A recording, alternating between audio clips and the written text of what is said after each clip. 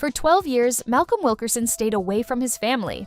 Malcolm, I need you to call me back today about our anniversary. We have to know when you're coming. And we know you're coming because you would never be that monstrously inconsiderate. Love you. No visits, no honesty, just carefully timed emails and birthday cards saying how much he missed them, sent at 2 a.m. so he'd look considerate without having to actually talk to anyone. How could you do this to your family? And when the family decides they've had enough of that, they don't call, they don't ask. They show up at his house, uninvited and unannounced, completely convinced that this is a reasonable thing to do. This is amazing, Malcolm! We are not doing this by email or text or over the phone or by Zoom. We are going to talk about it. So the question is, was it okay to blame Malcolm, or did the family lose the moral high ground the moment they walked through his front door? Here's what actually happens. Malcolm doesn't want to come to his parents' anniversary party. He has reasons. I'm so sorry, but I do have to get back to work. But don't worry, I'm sure I can be there. Love you. Hey, Linda, can you print me that report? He keeps his distance from the family on purpose. Is this stuck up? Is this showing off? Deliberately, carefully, with a lot of thought behind it. He's not ghosting them, he's managing them. Carefully timed emails, phone calls, birthday cards. The illusion of closeness without the damage that comes with actual proximity. So I've arranged my life to ensure absolute minimum contact. My house is a 2-layover flight from anyone. I'm always swamped with work on holidays. The family's response to this is to get in a car and drive to his house. Dad? You have a daughter? She's alive? They don't find a villain there. They find a man living his life, running a charity, raising a daughter, in a relationship with someone who loves him. Hey, I'm proud of us. We actually got all the way to the bed before we went at it. Huh. A life he built, quietly and successfully, at a safe distance from the chaos he grew up in. And then they find out about Leah. That part is harder to defend. Malcolm has been hiding himself from the family for over a decade, and he has a teenage daughter nobody knew about. Dad, seriously?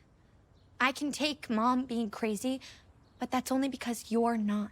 When Leah herself confronts him about it, she doesn't hold back. I cannot go back to how I was before, and I'm not gonna risk you. You are perfect. I want you to stay perfect. He wasn't protecting her, he was stealing from her. Her choice, her self-respect, her trust in him. Dad! Tell me exactly what she said! She wants you to deal with this mess you made. So do I. She needed all of those things, and he made the decision for her without asking. That one lands. That's a real thing he did that affected a real person who deserved better. Idiot! Idiot! No! But notice the order of events. The family didn't show up because they found out about Leah. They showed up because Malcolm didn't want to come to a party. And then they found Leah. The grievance about Leah is real. But it came after they had already decided that his boundaries weren't worth respecting. Your biggest problem is that we exist?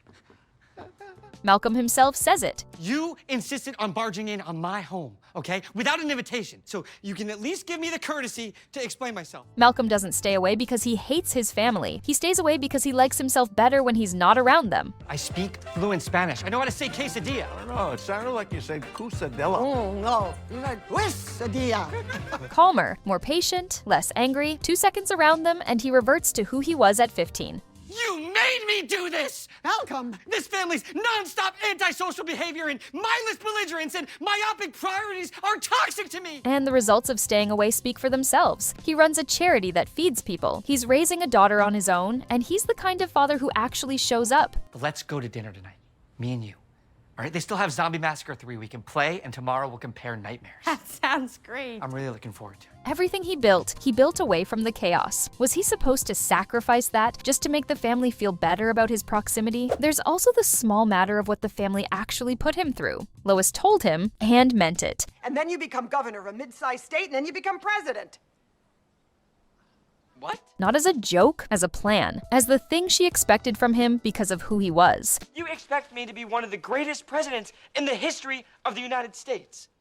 You look me in the eye, and you tell me you can't do it. This goes all the way back to the series finale, where Lois lays out exactly why Malcolm has to suffer, struggle, and fight his way through life, because a comfortable life would make him too insulated to actually care about people the way a future president needs to. Now my life looks exactly how I feel. How could you screw me over like that? Because you were gonna take that job, and we are not gonna let you throw your life away. Malcolm lived under that for 18 years, and his degrees, his charity, every achievement, all of it was built on the foundation of that plan. When he finally confronts her about it in the bathroom, she tells him, Plans aren't contracts. They're just plans. Your father and I have made hundreds of them, and look at us. Barely ever work out, so we just make some new ones. Malcolm has spent his entire adult life trying to live up to something she planted in him before he was old enough to consent to it. You don't even care about the constant stress and anxiety of trying to live up to that?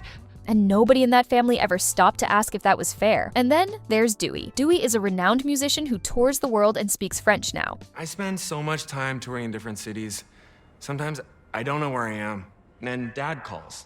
He doesn't understand time zones, and it's always like 4 in the morning. He shows up to the anniversary party mostly on a laptop screen, plays a beautiful piece for Hal, and disappears again. And I wrote this.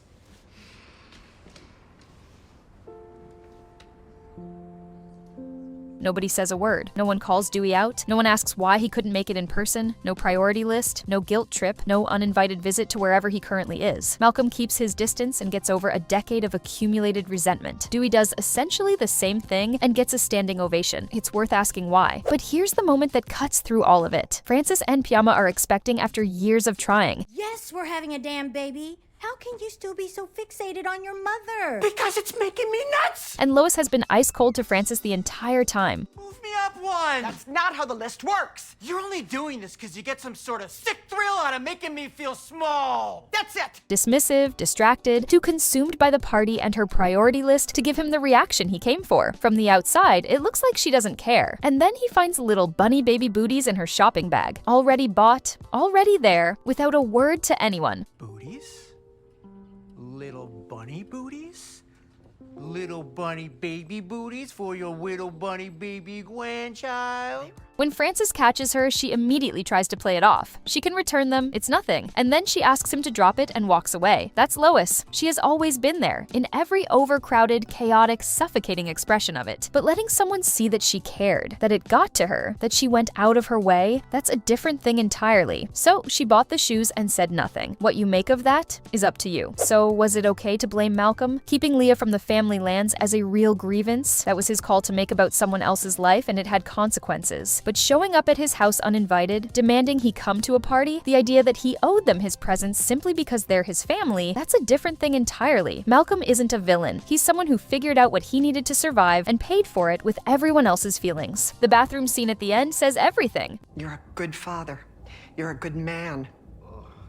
Better than we ever hoped. She had to corner him in a bathroom to say it, and he had to cross over a decade of distance to hear it. That's not a story about blame. That's a story about a family that loves each other in the most inconvenient way possible. Let me know in the comments whether you think Malcolm was right to stay away, or whether the family had a point. If you're new here and you're a Malcolm in the Middle fan, make sure to subscribe. There's a lot more content on this channel, like my breakdown of why nobody messed with Stevie Carnaben.